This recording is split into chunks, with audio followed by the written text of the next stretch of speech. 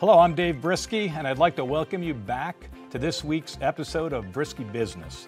Can you believe it? We're in episode 3 now. Thank you so much for making me a part of your day. The goal of our platform is to offer you strategies to accelerate your business, and it's a forum, as you know, that supplies tips and tidbits that will demystify the business marketplace and hopefully demystify the stock market a little bit.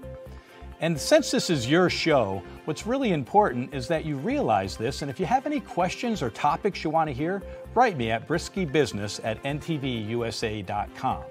And I'll tailor the program to the things that you want to know most about business. You know, during last week's broadcast, we took a deep dive into building a business plan. And this was a really interesting program, and it got very, very involved. If you miss it, go take a look at episode 2 on the NTV USA app. Down in the 4 segments, and of course that show was no different.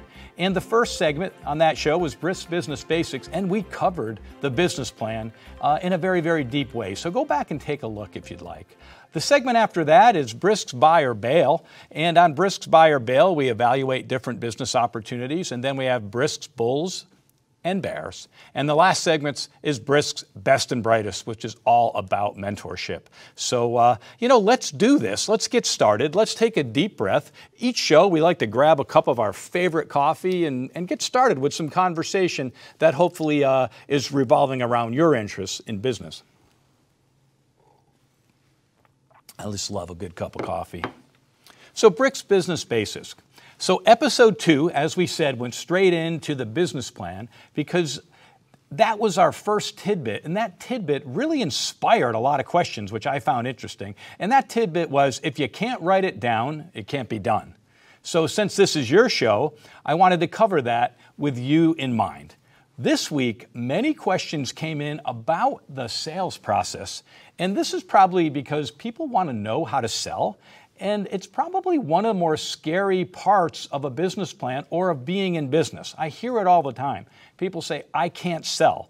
They're afraid of the selling process, and it's a shame. It's actually somewhat of a dying art, the ability to sell. And at the end of the day, the safest and most secure career path anyone really can have is to learn how to sell. If you can master that, no matter what the economic situation is of our country, or no matter how difficult it is, you're going to be able to work and you're going to be able to be successful. Sales professionals are a dying breed, and very, very important that you can master this. And one thing for certain, if you can generate revenue, you're going to have a place on somebody's team. So that's probably why, of all the components of the business plan, the most questions came in about salesmanship. Let me tell you something about salesmanship, and that as a career path. My first job out of school, I took a job with a small company. It's actually called Croy Lettering Systems. Now, I had said on a previous program that I graduated from Fordham, and when I graduated, I had about 13 different job offers. And they were major companies like IBM, which is Big Blue, the many, many large corporations that you would be familiar with, like Calgon and other major companies. But I accepted this small company, that job, because they were willing to start off with a sales training program. And I thought, you know what, that's going to serve me well when I get into business. The sales training was so interesting, and they started off with team selling. I thought that was really interesting. You were paired up with a selling partner. And I was actually able to partner up with a guy that I became best friends with at Fordham University, and we were team selling partners. And when we started learning how to sell, and they started to demystify the selling process, it got to be really interesting how cool sales were, and how that particular opportunity, if you could master it, you were pretty much assured a place on the team. And one of the things we learned, when things got tough, the salespeople were the last people anyone was going to cut from their roster. Because at the end of the day, if you're going to survive and you're going to be strong, you better know how to generate revenue. And all companies are looking for revenue generation. I would say the biggest thing I learned through that incredible training program was that sales is a numbers game and team selling works. What do I mean by sales is a numbers game? Well, we're going to get more into that as we move through the segment. The first thing we learned when we went to the Croy Lettering training system on sales was get your mindset right. You know, I think the challenge people have with sales is they focus too much on maybe used car lots, right? They think of the car salesman, or they think of the old days. There's a book, Death of a Salesman. They may think of maybe some of the multi-level marketing companies that don't have a great reputation. Although I happen to think that direct sales or multi-level is really cool when people are professional and build on it. So you got to get your mindset, whether you're selling cars or whether you're selling in a direct sales channel or whether you're selling from any company. And what you really need to understand is you're not a salesman, you're a problem solver. And as a problem solver, you get your head right. Now that's my career. That's a career worth living. That is something you want to do. That can get you up in the morning. That I am here to put a product in someone's hands to solve their problems. And you know what? When you start thinking of it that way, now I'm pretty excited about being in sales. And then the next piece, you have to know, once you get started, you have to learn how to prospect. And oh my goodness, once you break into sales, that is the big fear number. You have to overcome prospecting. And let me tell you something about prospecting. It's a daily activity. You have to do it every day. The best salespeople, they understand prospecting. They understand it's a daily activity. And in today's world, they also understand it's done a multitude of ways. It's done by email, it's done by phone, it's done through social media now, it's done through referral-based selling. Of course, that's why you want happy customers, right? Because they're the best person to ask for referrals. And then, of course, it's done at events, various social events and activities where you are able to prospect when you have your mindset right that what? That you are there to solve a problem. And once you do that, now you're going to be successful at selling.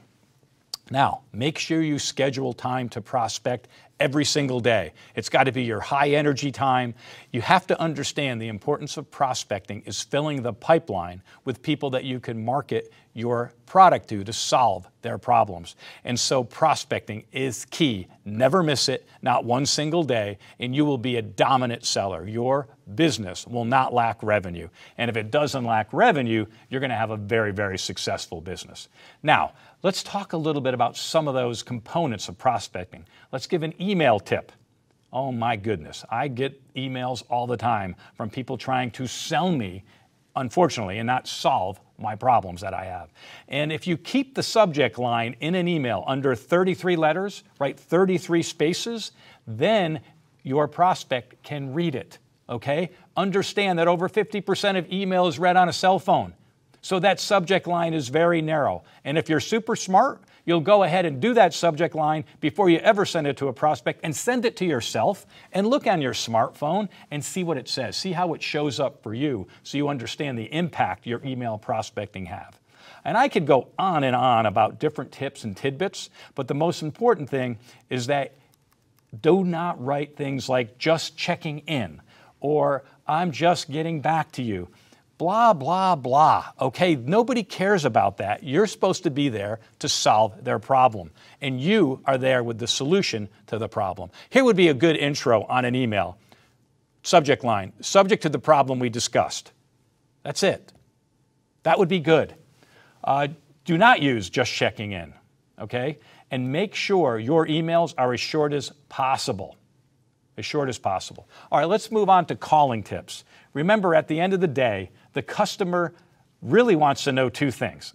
Every single one of them. We're all the same. I want to know the price and I want to know what it's going to do for me. That's what I really want. I don't really care too much about the rhetoric. How much does it cost? Because I may be out of it right away. I only have so much time and you're wasting my time if you can't answer those questions. Now think about this. You still have to balance the discovery with that time. In other words, you need to learn stuff about your prospect, but you need to balance it with the fact that at the end of the day, he wants to know how you're going to solve his problem and what it's going to cost him for you to do that. So in that prospecting, you better figure out how to do some discovery along the way and not waste their time.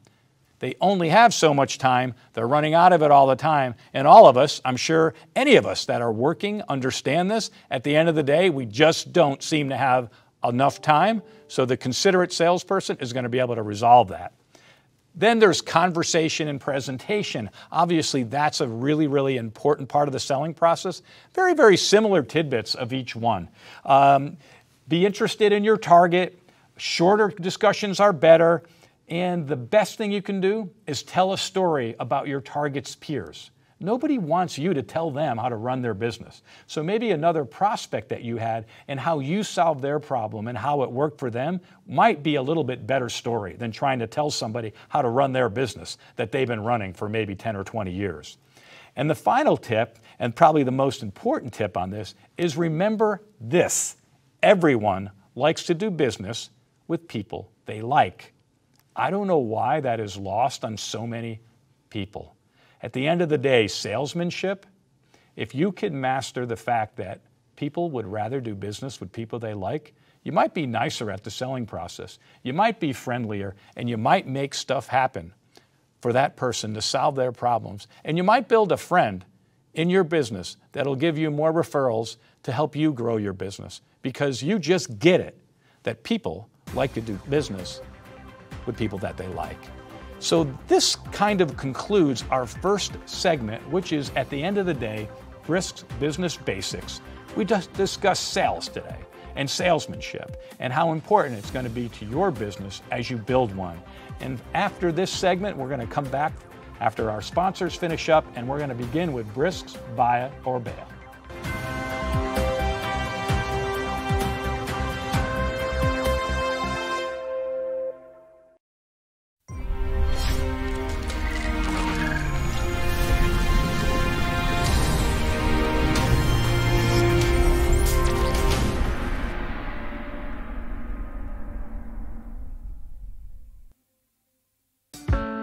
Somos NTV USA.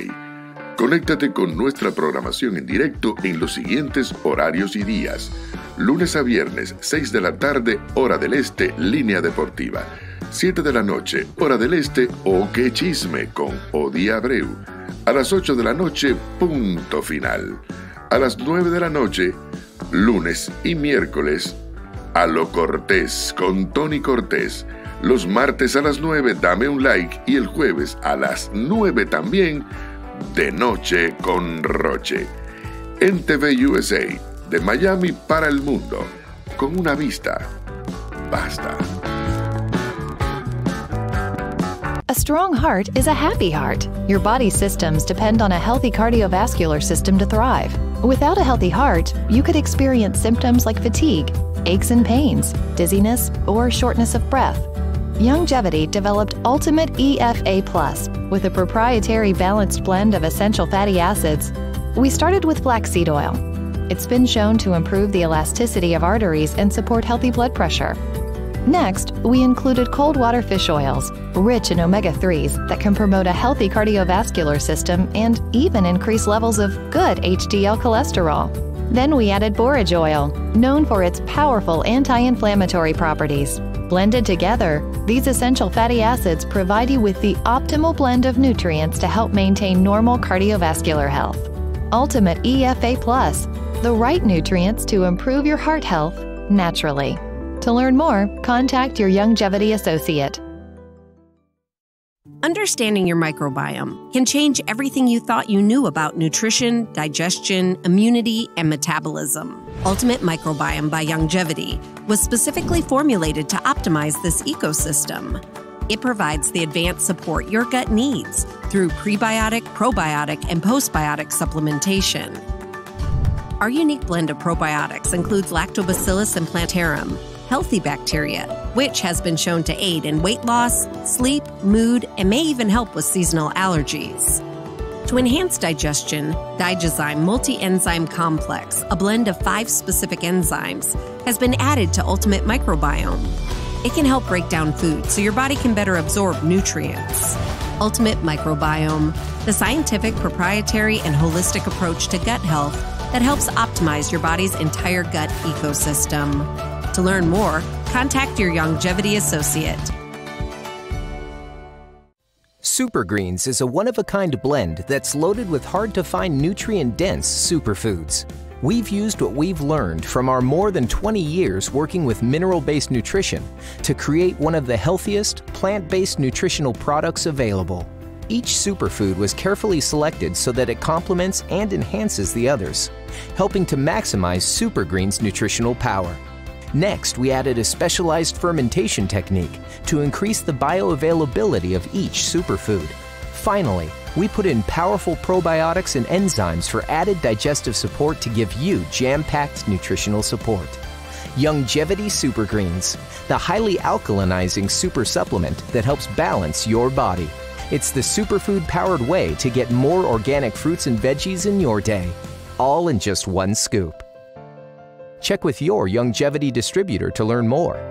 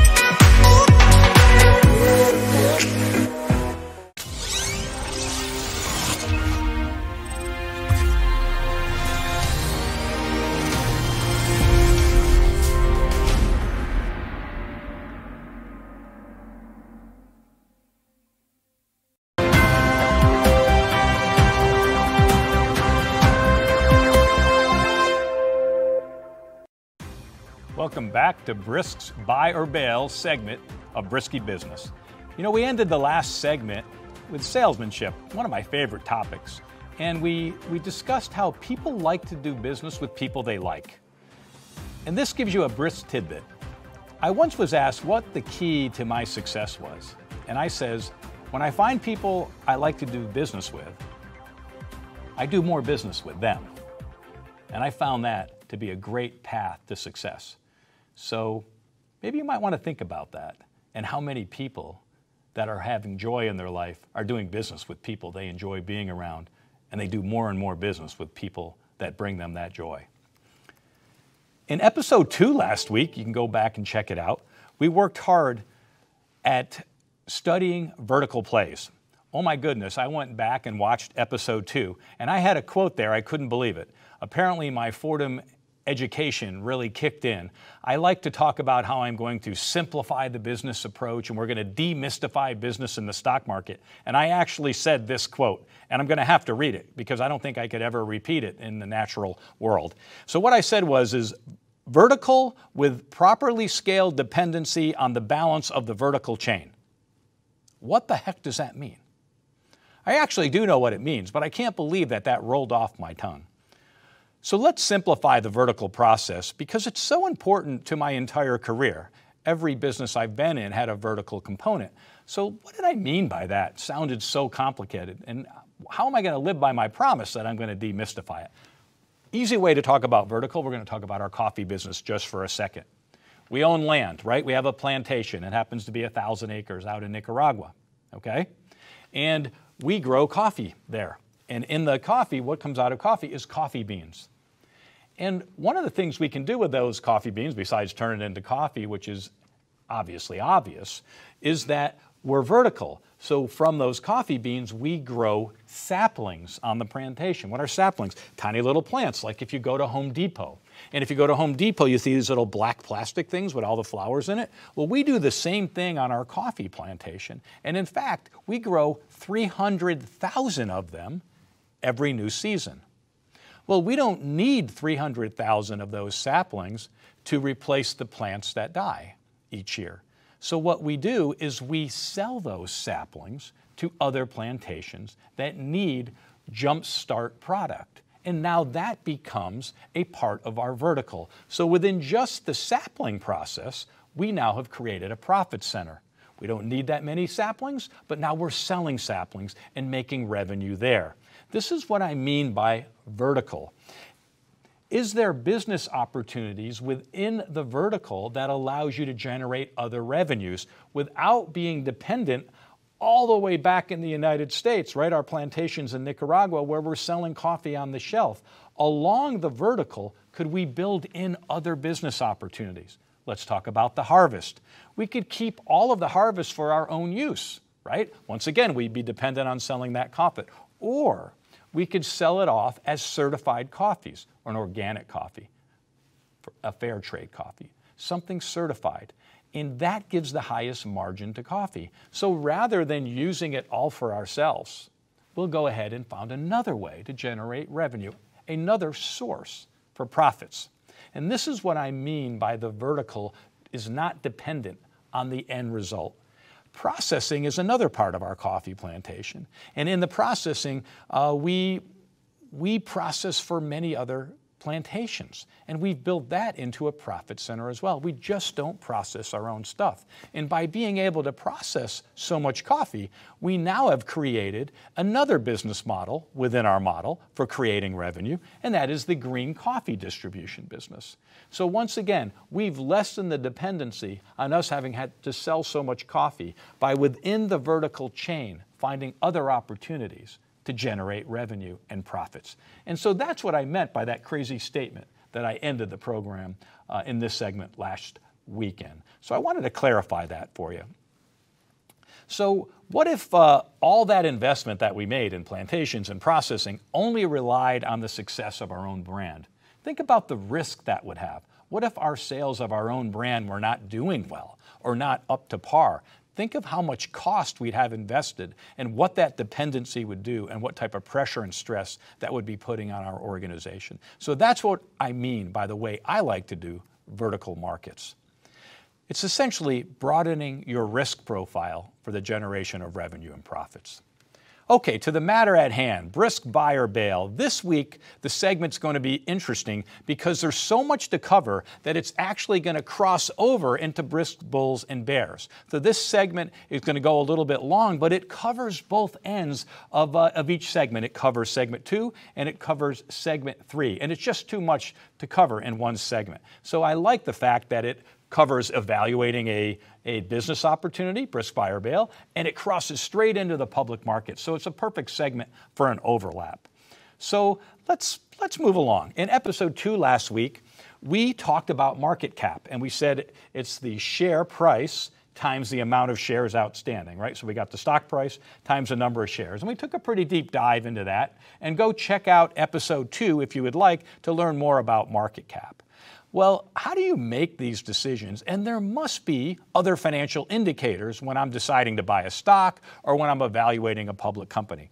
And there absolutely is other financial indicators that you should be considering when you're making investment decisions or when you're evaluating a business opportunity. Well, there's 3 major pieces to a financial statement: the income statement, the balance sheet, and the cash flow. The income statement, I think most people get, even if they've never studied it. It's essentially the profit and loss statement. I think it's the easiest one for people to understand.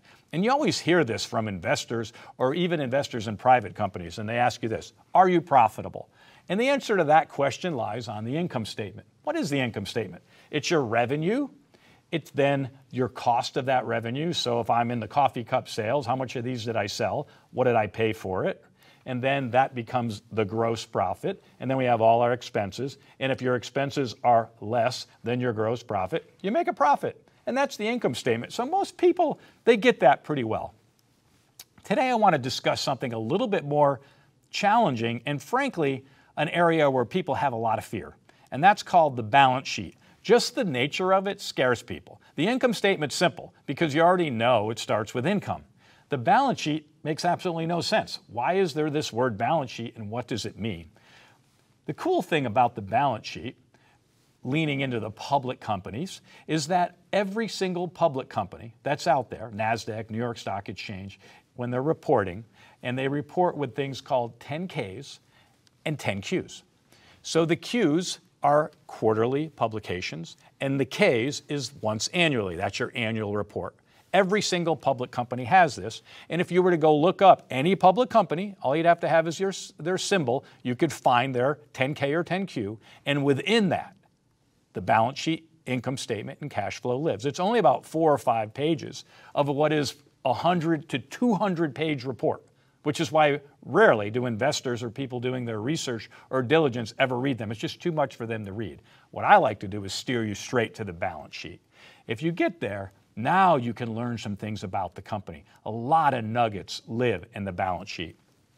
Now, public companies, and the reason why public companies and stock markets exist is because we as public companies have to file our balance sheet, income statement, and everything else in accordance to a standard, and that standard is called GAAP. And so GAAP is the highest standard of public reporting, and that's why you see so much investing taking place in stock market and in public companies. Because of that standard, there's trust. So let's talk about the balance sheet. And what it is, it's a statement of assets, liabilities, and net worth. That's what lives on the balance sheet. So you can understand why that's a pretty important document for you to take a look at. The assets live there, the liabilities, and the net worth. And the key formula that exists in every balance sheet is this formula. And you might want to write this one down. Assets minus liabilities equals net worth.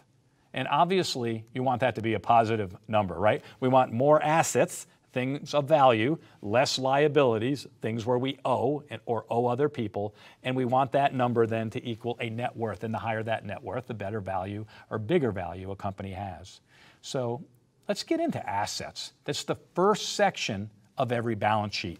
So assets are broken down into current assets, long-term assets, which sometimes are called fixed assets, and then other, believe it or not. That is a segment. So you got current, long-term, and other assets. And the interesting thing about the asset section on every balance sheet is that they're arranged in how quickly you can convert the asset into cash. That's why that's an important piece. So you convert assets into cash. So when you look at the balance sheet, you'll see assets. Like I said, it's very easy to find. Every public company has it. And you'll see current assets. And they're listed in a way that you can convert those to cash the quickest, okay? And many times when you hear about investing, you'll hear about a company's liquidity. Oh man, people love to throw that buzzword out, liquidity.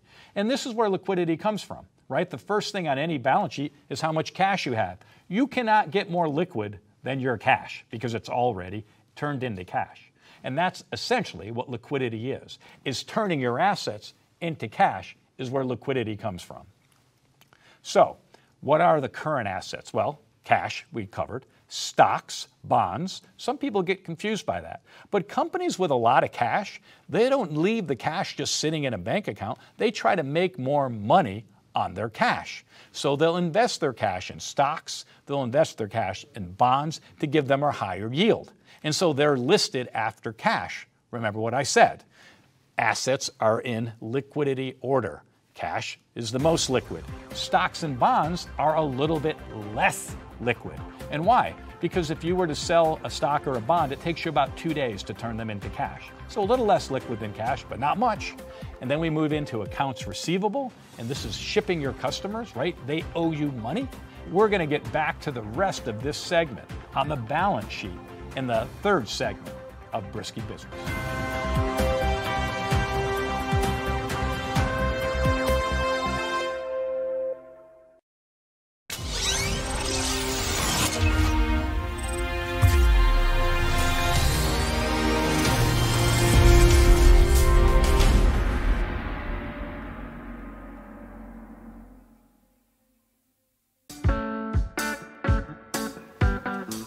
Our NTV USA platform has its own smartphone applications.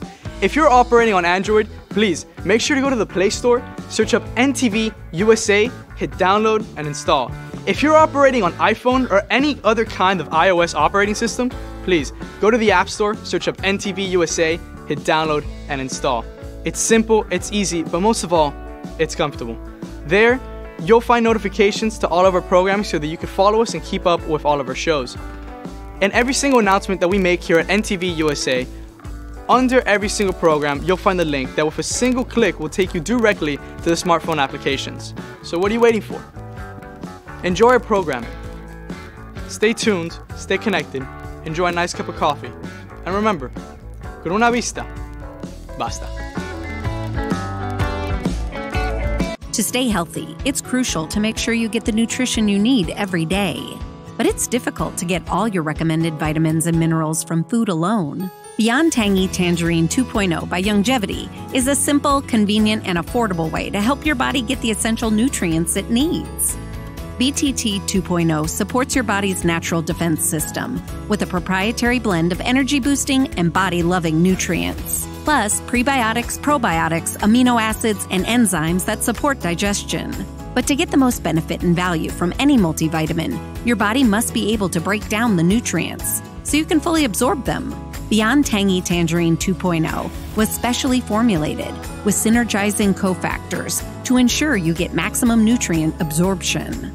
Beyond Tangy Tangerine 2.0 is the easiest way to give your body the balance and complete daily vitamin mineral supplement it needs. To learn more, contact your Longevity associate. As you age, factors like health, weight, diet, and lifestyle can all impact your bones, joints, and general mobility. Over time, you might start to experience stiffness or pain due to damaged joints or connective tissue. Ultimate Glucogel by Longevity was created to help you limit the effects of wear on your joints. It delivers a daily dose of collagen-rich gelatin your body needs for joint elasticity and maintenance. Ultimate Glucogel contains a 1-to-1 ratio of gelatin and glucosamine sulfate, which is a key building block of your bone matrix, cartilage, ligaments, tendons, and connective tissue. Gelatin's unique blend of amino acids not only help with muscle and joint health, but also has been shown to provide additional benefits for the brain, skin, and hair. Ultimate Glucogel. Natural, optimal daily support for joint health. To learn more, contact your Longevity associate. Cardio Beats from Longevity supports a healthy cardiovascular system and helps supply the nutrients your body needs to support better physical endurance. Your capacity to last a little longer is largely based on how well your cardiovascular system expends oxygen and circulates blood through your body. Cardio Beats helps combat the oxidative stress caused by physical activity by supplying you with key nutrients that support your cardiovascular system. These nutrients have also been shown to help improve endurance. Cardio Beats starts with organic beets, a rich source of nitrates to support healthy blood flow and oxygen transport. We've added whole foods from highly bioavailable seaweed and mango fruit, both known for blood flow support, and antioxidant-rich sweet cherries. Then, for even more heart health benefits, we finished it off with key amino acids. Take your physical endurance to the next level with Cardio Beats. Talk to your Longevity associate for more information.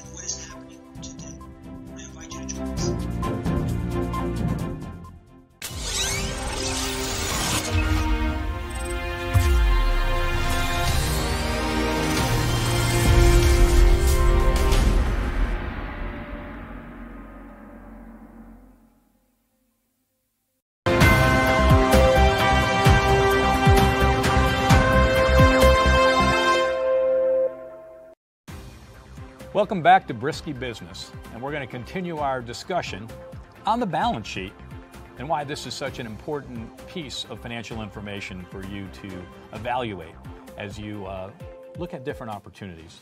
So we concluded the last segment talking about the asset section of the balance sheet, and we discussed liquidity, and that cash is the most liquid asset, and then stocks or bonds is second most liquid, and the balance sheet is written in that order. And we got up to accounts receivable as a liquid asset. Typically, accounts receivable are collectible in about 30 days. What is accounts receivable? It's when you sell a product, you generate an invoice, and your customer is going to pay you within 30 days' time. So fairly liquid asset.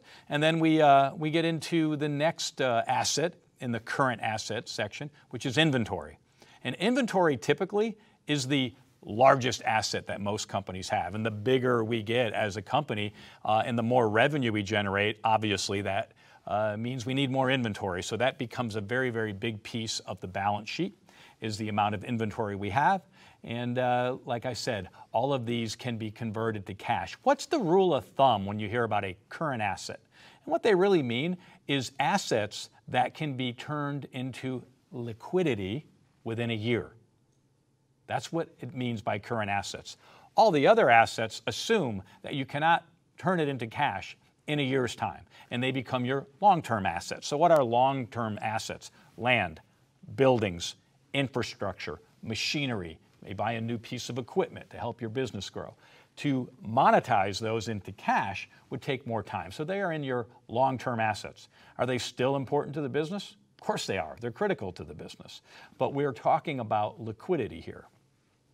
Okay, so let's move on to liabilities. Liabilities, interestingly enough, it gets really simple to understand the balance sheet. It follows the same pattern as assets. So we have current liabilities and long-term liabilities, okay? And they're arranged in the order just like the assets are. Those that need to be paid more quickly are your current liabilities, and those that can be paid over a longer period of time are your long-term liabilities. And that's how the balance sheet is structured on the liability side. What would be examples of current liabilities on your financial statement as a business owner? Well, it would be your accounts payable. You bought inventory. We talked about that being a very important asset. Well, when you buy inventory, you may get terms from your supplier, and those terms are typically about 30 days. So that becomes a current liability, something that's due fairly quickly in about 30 days' time. And then there's other liabilities that are due more quickly, and that might be notes payable. And some of you find this hard to believe because you'll see debt or notes in the current liabilities, and then you'll also see it in the long-term liabilities. And how can that be? Well, the way they structure the financial statements is the money that's owed for the first year is considered current liabilities, right, nearer term. And then if that note is going to continue on for years after that, then it just are the long-term portion of that note. So it actually, the same note can be in both your current and long-term debt. Okay, so assets minus liabilities plus equity, right? That's a strange formula. But at the end of the day, the assets minus your liabilities equals your equity, right? Assets, obligations, what's left? Equity. Okay, now that we know where it lives, how the balance sheet works, how we can put the balance sheet to work for us, you need to understand 4 key ratios. And you should write these down and really think about them. 4 ratios. So think about it. You know where to find the balance sheet right now. And you know where the important pieces of that balance sheet are. And now you can build ratios to evaluate all opportunities that you're looking at in a brisk buy or bail opportunity, right? We're sitting there assessing an opportunity with another company. I mean, we may want to assess their financial condition, or we're assessing acquiring a stock in a public company. And now we want to go ahead and implement these 4 key ratios. So what are they? The first one is known as the current ratio. The current ratio is also known as the liquidity ratio. And anyone can do this. You basically go to the balance sheet. What is the current ratio? It equals the total current assets, which I just told you where you can find it. It's on every balance sheet, divided by the total current liabilities. Okay? It's that simple. And you create that ratio. And what it really tells you is, does my business have enough assets to meet the payment schedule of my liabilities with a margin of safety? Do I have enough assets to meet my payment obligations? Probably a pretty important thing to know if you're going to invest in a company or if you're going to do business with a company. We obviously want that to be over 1. People laugh when I say that. Yes, you want it to be over 1, because if it's under 1, that means your liabilities are more than your assets. So we want that ratio to be over 1. And it can be 1.3 or 1.4, and obviously the higher the number, the better, right? If you have a 2 ratio, that means you have twice as many assets of liabilities, much better coverage. So how do we improve it? Let's say our ratio isn't strong. We could borrow short-term money. That would be a way to improve it. We could pay down debt, right? So we'd have less liabilities. That's a way. Or we could sell some of our fixed assets. Maybe we have some fixed assets that we're not really utilizing, and we want to convert those into cash. All those would be a way to improve that current ratio. And a high current ratio is not necessarily a good sign. Did you hear that? A high current ratio may not be a good sign, because your cash is just sitting there and do nothing for you. If I see a high current ratio, on a company, I better see that company paying dividends to its shareholders because they're sitting on cash and they're not utilizing it. Then we have the quick ratio is the next ratio, and the quick ratio formula is current assets minus inventory divided by current liabilities. That's the acid test ratio. Generally, a ratio between 0.5 and 1 are satisfactory. The next ratio that I want you to look at all the time when you're evaluating a balance sheet is the working capital. Working capital equals current assets minus current liabilities. It's another liquidity indicator. In fact, all three of those first ratios are liquidity indicators. This is the current ratio, the quick ratio, and the working capital ratio. And if you just watch this show and go find a balance sheet, you'll very easily be able to determine all three of those ratios. And the final one I want you to be utilizing is debt to worth ratio. Debt to worth ratio. That's total liabilities divided by the net worth. Okay? That's a really, really important ratio as well. If you go ahead and assess businesses looking at these ratios, it's going to really, really help you evaluate different businesses. Right? At the beginning of the program, we talked about the income statement. That's the one that's a little easier to assess. Then we talked about the balance sheet. Balance sheet is scary, but I think we demystified it on this program. And any one of you should be able to impress your friends and impress people that you're in business with by asking these questions about these ratios. And go ahead and look at them. Prior to this segment launching, just sitting here on my computer, I went and did this for Apple and some of the public companies we discussed last week. I went ahead and said, how long would it take me to put this together? And I was sitting here for about 10 minutes, and in 10 minutes, I was able to determine all three ratios for 4 different public companies that quickly. And now I could compare them in terms of their strength and how they were doing. And did they have enough liquidity? And it was good. And I did it for our own business as well. And those of you that have businesses, I don't care if you're public or private, really, really good practice to keep those ratios top of mind. Have them ready for you to look at. Make sure your business is healthy. And the way you do that is by looking at your balance sheet. And if your balance sheet isn't shored up the way you want your balance sheet, use some of those tips on how to do it. You have that control. You can make your balance sheet stronger. And I will tell you this, investors, they like a strong balance sheet. They like that it's less risky to invest in companies with a strong balance sheet. And it's less risky to do business with companies with strong balance sheets. We've all made the mistake of venturing into business deals with companies that just weren't strong enough to deliver what they promised. So due diligence spans both segment 2, brisk buy or bail, and brisk bulls and bears, doesn't it? Knowing the balance sheet. Make that work for you. That's your tidbit. And we're going to move on off of this segment into my favorite segment. And you all know what my favorite segment is. My favorite segment is when we talk about mentorship. And in last program, last week, we talked about we were going to move on to gap moments. We were going to talk about gap moments. And I said it would be a later segment, but after reviewing segments 1 and 2, I decided it was time for you to hear about gap moments.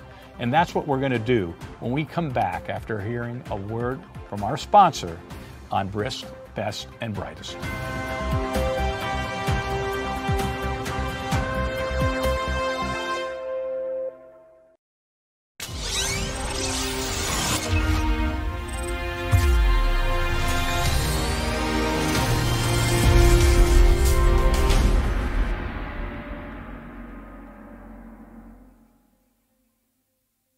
Super Greens is a one-of-a-kind blend that's loaded with hard-to-find nutrient-dense superfoods. We've used what we've learned from our more than 20 years working with mineral-based nutrition to create one of the healthiest, plant-based nutritional products available.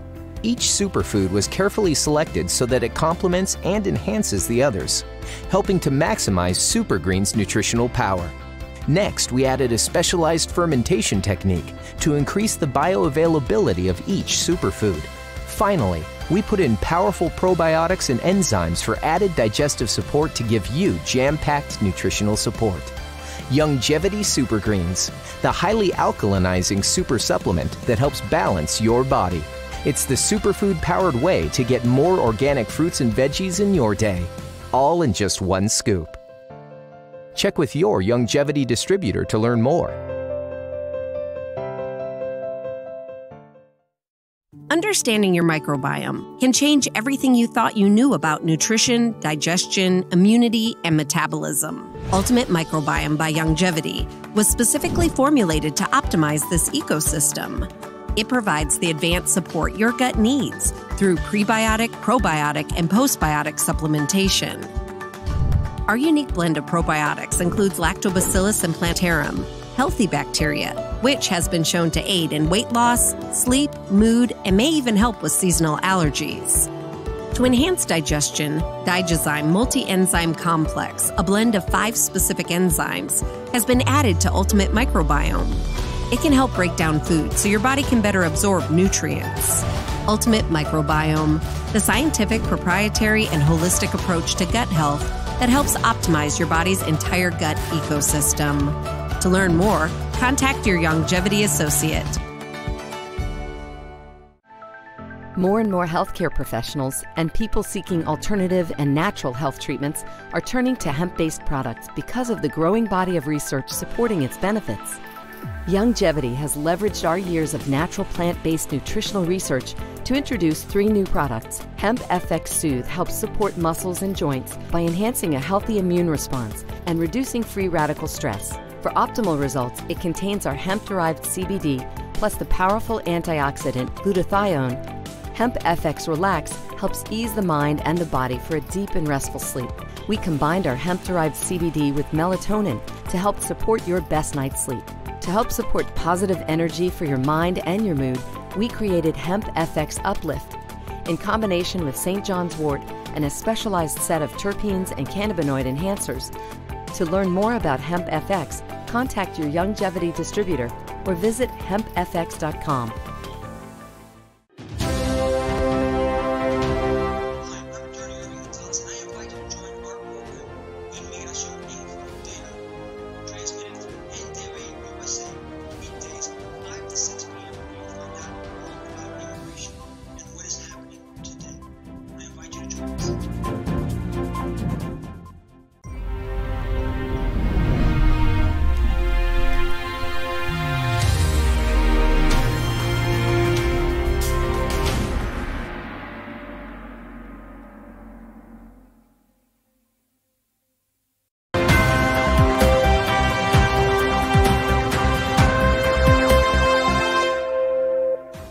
Welcome back to Briskie Business, and this segment is Brisk, Best, and Brightest.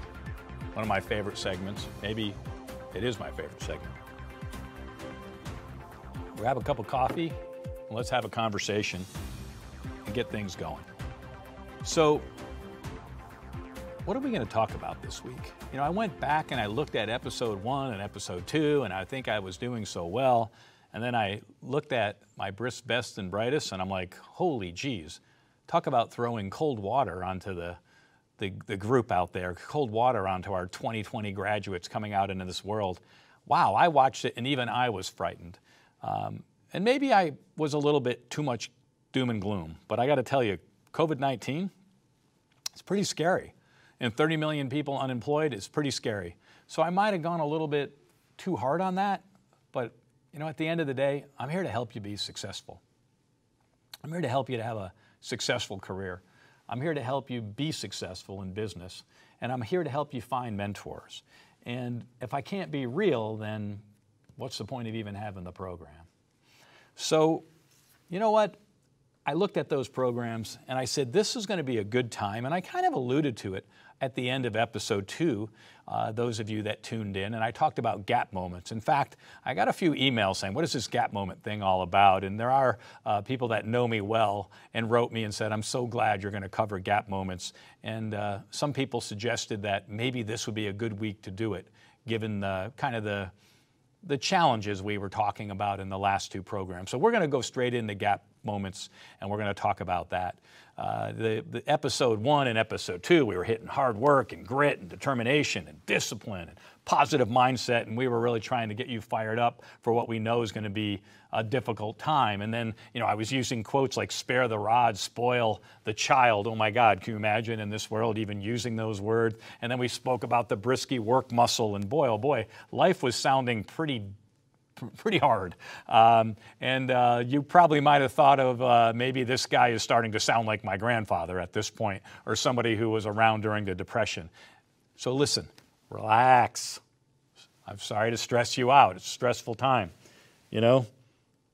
My coffee cup, you can read it right there. This moment is more precious than you think. That's what gap moments are all about, and living in the gap is. So in spite of difficult times, in spite of struggles, in spite of working really, really hard, that 24/7 that you're going to need to be successful in business, I got good news for you. You can still have an amazing life. You can find joy every single day if you'll look for it. That's every day, and even your most stressful days.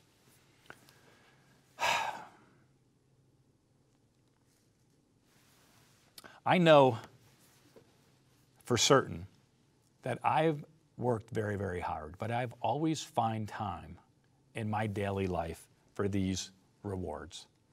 And in my early career, I thought it was just about the work. Man, I was going to outwork everyone, and I discussed that. And I'll tell you a little story. I'm going to call it the Lou real estate story. And those that know my early career know who I'm talking about. And this was a 36-year-old guy in the real estate business in Dallas, Texas, and he was absolutely killing it. In fact, he was worth over $500 million by the time he was 36. And I went to work for that company, and I was pretty proud to go to work. And in the real estate business, it was different than my life. These real estate agents, they were kind of killing it. They wouldn't show up for work till 9, 9:30, 10 o'clock. But I got in at 8 o'clock, and I noticed there was a light on down the hallway, even though the hours didn't start till 9, 9:30. So I walked down there, kind of peered in, and Lou Real Estate was in there. So I said, this is interesting. Here's the guy, he runs the outfit. I'm going to get in here earlier than him. So I figured I'd find out when that was. So I showed up the next day at 7 o'clock in the morning, and the light wasn't on. I put my light on, and I went to work. Interestingly enough, when that gentleman showed up, and he had no idea who I was a new kid on the block, he walked straight down the hall to see what light was illuminating in what particular office, and he found me there. And when he found me there, he introduced himself, and I was like, wow, this worked out pretty good. Well, the next day I showed up at 7 o'clock, and his light was on. Like, oh, competitive guy, isn't he? And this went back and forth in 15-minute intervals until it got to be about 5 o'clock in the morning. And he came down the hallway and said to me, are you going to end up sleeping here? And I said, yes, I'm really competitive. And he says, you finally think you wore me out, don't you? You finally beat me, don't you think? And I thought, did you give up? And he said, no, because I know what's important to me. My gym only opens at a certain hour, and I wasn't willing to give up my health to get here first. I wasn't willing to give up my family time to get here first. He said, you'd have to make sure that you're always looking out for yourself along the way and finding those things in life that bring you joy, and don't let your work steal that from you. What a huge lesson. And this lesson brings me to what I call gap moments. And gap moments for me happen every single day of my life. In fact, I'm willing to bet that I have more pictures of sunsets on my phone than anyone listening. I have more pictures of sunrise on my phone than anyone listening. And anyone my age, I promise, I have more enjoyable conversations in the morning with my wife over coffee, because that is something I never give up. Those are all gap moments to me. These are moments you can weave into a very stressful time, into every single day. You make gap moments a priority in your life, and you will always find a time to smile. You'll always have time for a full heart, in spite of the insanity that's going on around you, in spite of the fact that you're willing to work 24/7. This is what gap moments are, and you need to find them. Let me give you some other examples of gap moments that happened for me. I happened to live up in a mountain road, and I was driving to meet my wife for dinner. Very important. And we were going to go out. She says, I'll meet you there because you're getting home late. And as I was driving down the road and I was running late for this dinner, the most amazing sunset was taking place. And there was a better than having scrambled by that sunset and not taking those 7 minutes of time to appreciate a gap moment. Gap moments are all around you. Running late to a meeting. You pass by so much of this thing called life. I like to look at things like flowers. Flowers will bring joy. There's a reason why on birthdays and special occasions the florists are so busy.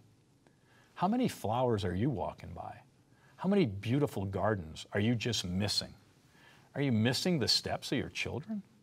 Is the smile that they have on their face not putting a smile on yours? These are all gap moments. They can be a minute, they can be 30 seconds, they could be 10 minutes, and you can weave them into your everyday. So in this time of graduating 2020 and that you're going to have to work 3 times harder than you ever thought, and you're coming out with 30 million people unemployed, and you're going to triple your effort, and you're going to go crazy with your resumes and putting them out, and you're going to be mentoring at 3 or 4 times the speed. Remember this conversation. Remember that you can find joy among the stress. Remember that on a tough day, there's a sunset waiting for you, or a sunrise the next morning, or just stop and take a look at a mountain pass, or the majestic peak of a mountain if you live near one, or just don't go by that botanical garden. Maybe pull in and take a look, and breathe it in deeply, and realize that every day can be a great day if you'll pay attention to what's going on around you. Gap moments. If I write a book, it'll be entitled Gap Moments. It has done so much for my life. Appreciation of beauty, appreciation of what is all around us, appreciation of the people in our lives. They're there, they're around you every day. To notice those gap moments and appreciate them. This is Briskie Business, and I will see you next week, and have a gap moment every day. Cheers.